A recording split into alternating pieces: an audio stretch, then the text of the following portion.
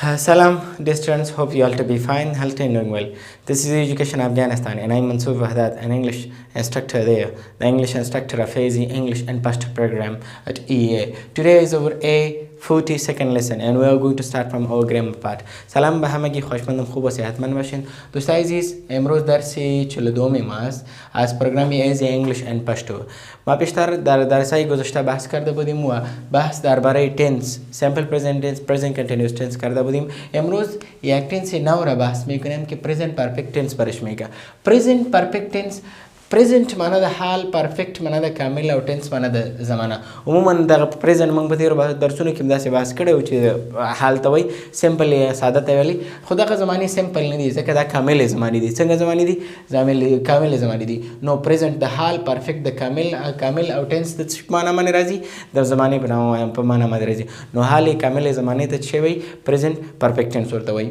دغه پرزنت پرفکت ورته ځکه وایي چې دا داسې کامل داسې عمل ښیي چې څنګه شوي وي، ختم شوي وي. څنګه وي؟ ختم شوي چې په تیر کې شروع شي بیرته په تیر کې ختم شي. نو دغه عمل کمپلیټ شو چې دغه یو کامله زمانه شوه. څه شوه؟ کامله زمانه. ټنس ورته ځکه وایي چې دا عموما موږ لپاره داسې، یعنی دغه ټنس ته داسې معلومیږي چې عمل څه وخت. عموما دغه ټنس مشخص وخت نه ښیي موږ ته، مګر د عمل یو پیریډ راته ښیي چې راتلونکی دی، حال دی او یا که تیره دی. وای راځو ډیفینیشن ته. ډیفینیشن یې داسې دی وایي چې is used to show present perfect tense is used to show an action. وایي دا د دې لپاره کارېږي تر څو یو عمل وښیي. is used د دې لپاره کارېږي to show an action تر څو یو عمل وښیي which started کوم چې شروع شوی دی and finished او ختم شوی دی at unspecific time in the past په تیر یو مشخص او تعین وخت کې. یعنی دا پرزنت پرفیکټ ټنس داسې عمل ښیي چې په تیر یو عمل کې په تیر یو غیر مشخص وخت کې، البته مشخص نه غیر مشخص، چې داسې وخت نه تعین، دغه شان د په تیر یو وخت کې پیل شوی او بیرته په مغه کې پای ته رسېدلی وي.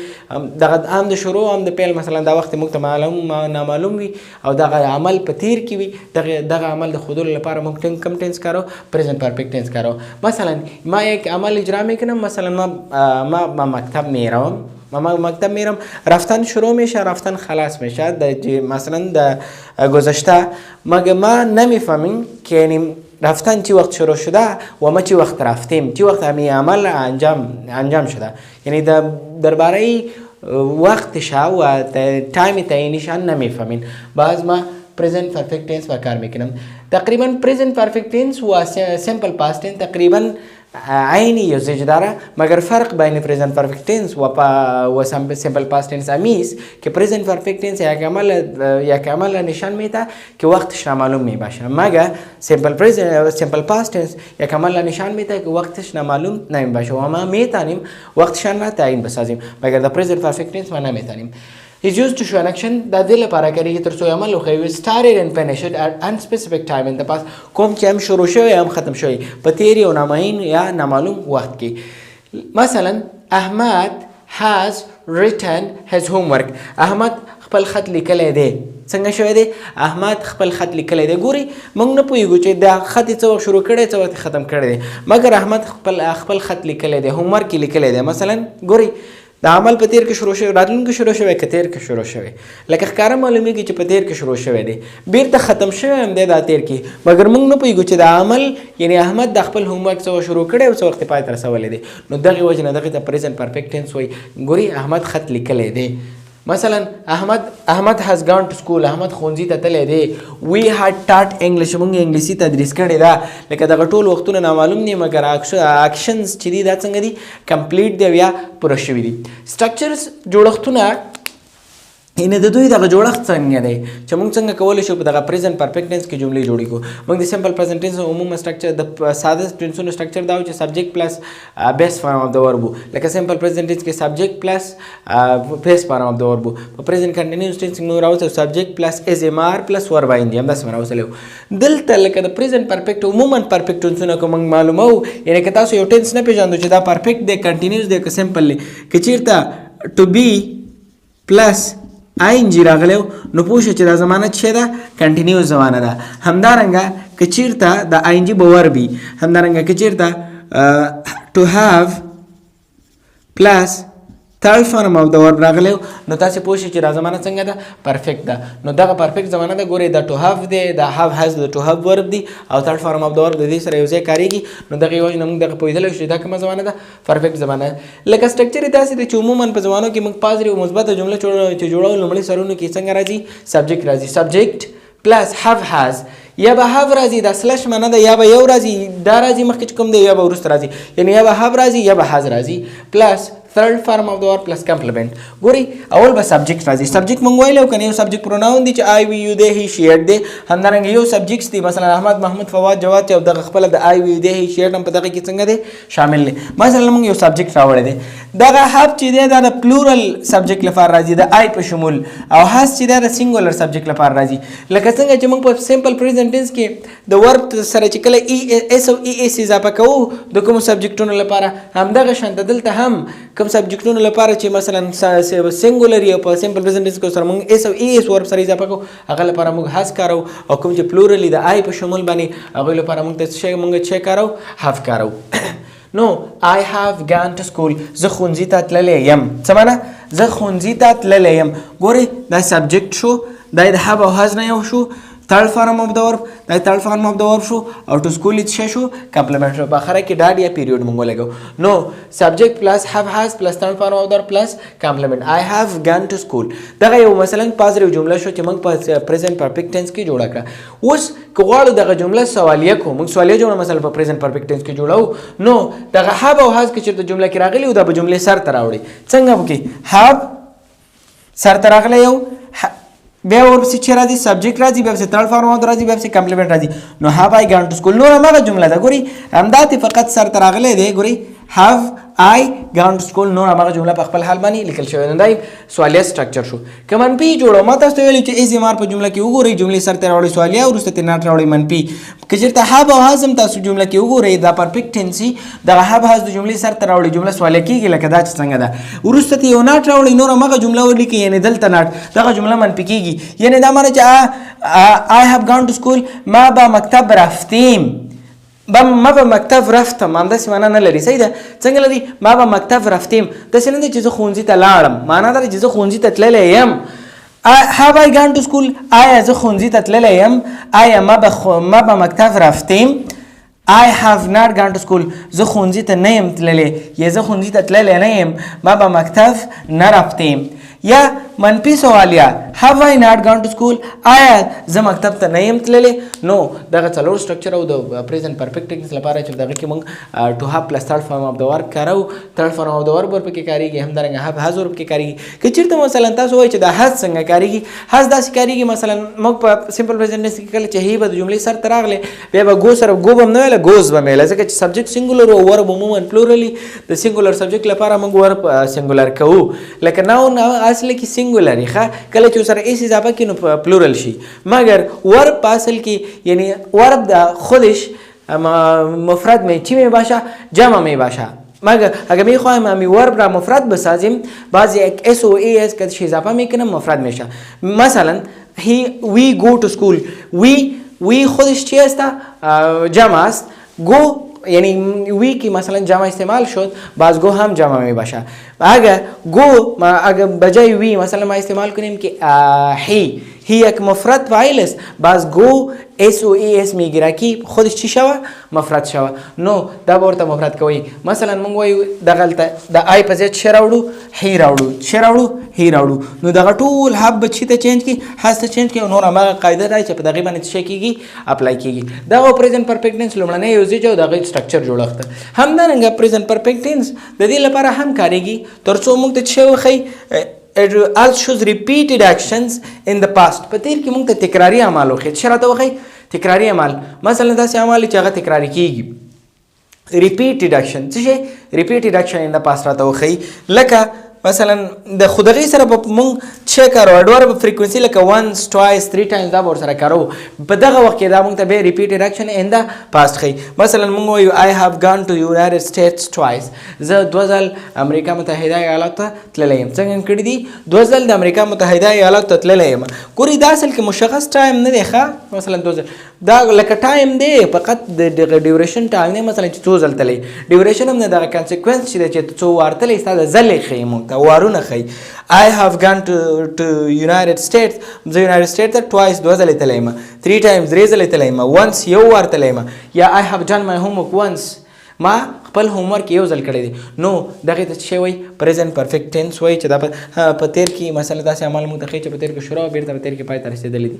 همدارنګه دا پریزنټ پرفیکټ ټینس بعضې داسې عمل هم ښیي داسې عمل هم ښیي چې په تیر کې شروع شي په اوسه پورې داسې جریان ولري. مثلا وایي I have been here. زه دلته یم.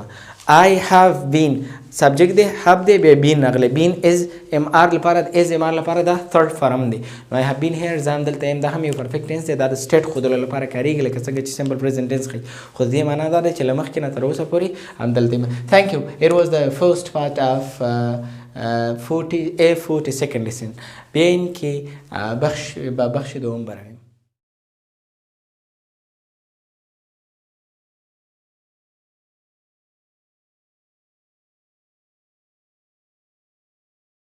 Coming towards, follow me. Economical, editor, education, emotional, energy, engineer, eat, earth. Economical माना اقتصادی. څه माना؟ اقتصادی. For example, we say that if you buy cheap coats, it will be economical.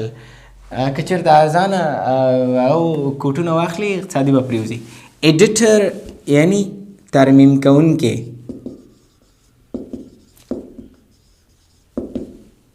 یا جوړونکی. عموما ایډیټ په خپله دغه یو شی چې اپلوډ کېږي کې دغې لپاره مثلا یو ویډیو ایډیټ کې یو عکس ایډیټ کې یا بس یو شیټونه ایډیټ کې کوم فایل ایډیټ کې دغې لپاره کارېږي. اوس که تاسې مثلا موټر جوړوئ دغې لپاره به ایډیټ نه راځي. سمه ده. ایډیټر یعنی ترمیم کننده. ایجوکیشن معنا تعلیم. څه معنا؟ تعلیم. ایجوکیشن تعلیم. For example, we say that education is most important thing. تعلیم یک چیزی خیلی مهمه. Emotional माना احساساتی. کسی که زیاد احساسات داشته باشه او را ایموشنال میگه. چی میگه؟ ایموشنال. For example, مثلا یو صحنه ده تاسو وایي چې it was an emotional moment. او یک صحنه خیلی احساساتی بود.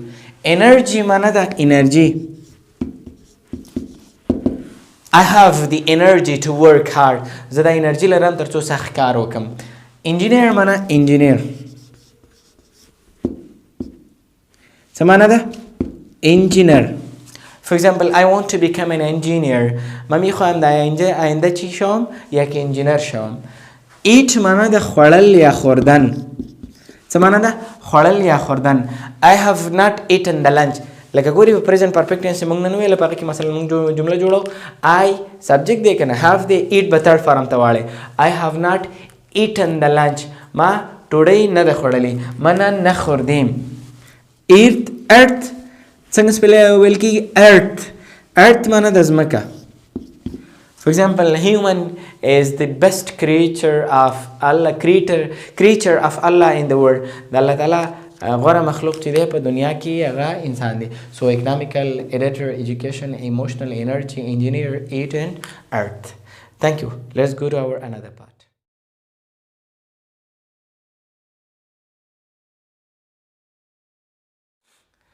Coming to sentences. We have not seen for a long time. How are you then? I am alright. By the way, what are you now? I work at a private institute. I work at a private institute. So you are a teacher. We must pronounce it like a question.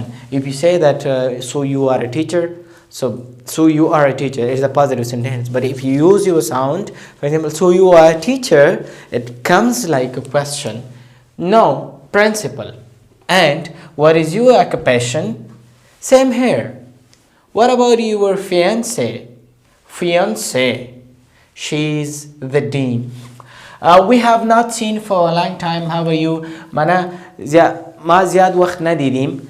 علي چې تورستی یعنی موږ زیات وخت نه دی لیدلی اوس څنګه یې we have not seen for a long time how are you then لومړنۍ جملې معنا ده چې موږ ډېر وخت نه دی لیدلی اوس څنګه یې I'm alright ما خوب هستم زه ښه یم by the way به هر حال what are you now علی چی کار میکنی یعنی چی کاره هستی معنا اوس څه کار کې I am alright زه ښه یم by the way معنا په هر حال what are you now اوس څه کار کې یعنی اوس څه کاری دا ورته وایي I work at a private institute زه په یو شخصي انسټیټیوټ کې کار کوم څه وایي ما د یک انسټیټیوټ شخصي کار میکنم so you are a teacher مقصد یعنی مفهوم تمیز که شما استاد هستین یعنی تاسې استادی so you are a teacher معنی ده یعنی تاسې استادی گوری امی جمله که هست اگر به اینتونیشن ساده بگی جمله مثبت است مثلا ما در پشتو میگیم یا در دری میگیم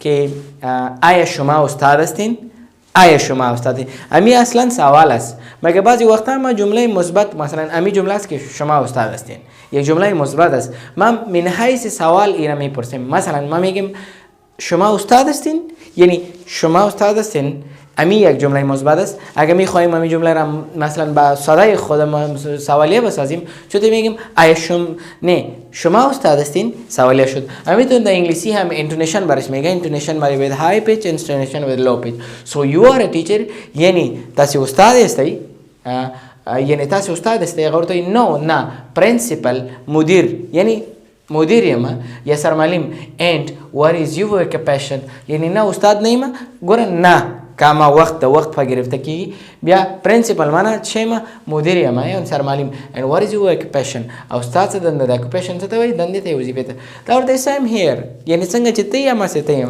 ما څه یم same here معنا زه هم همداسې یعنی ته استاد وي زه هم استاد یم what about your fiancé استا نامزاد ده یعنی fiancé ویل کېږي څنګه که نامزاد او که نامزاده اوسي fiancé ویل کېږي که نامزاد اوسي بیا د اخرنۍ ای تی لرې کېږي او که نامزاده اوسي دا ای ورسره اضافه کېږي خو دواړو تلفظ داسې دی fiancé څنګه دا د بلې ژبې کلمه ده اصلا she is the dean هغه څنګه ده د پوهنتون رئیسه ده dean څه ته وایي د پوهنتون رئیسې ته so thank you it was our A-42nd lesson. Till I'm coming in another lesson recommending you to Allah. If there is any question, any suggestion, you can leave it in comment box or if you are our formal service student, let's discuss it there. Have good, great and happy times.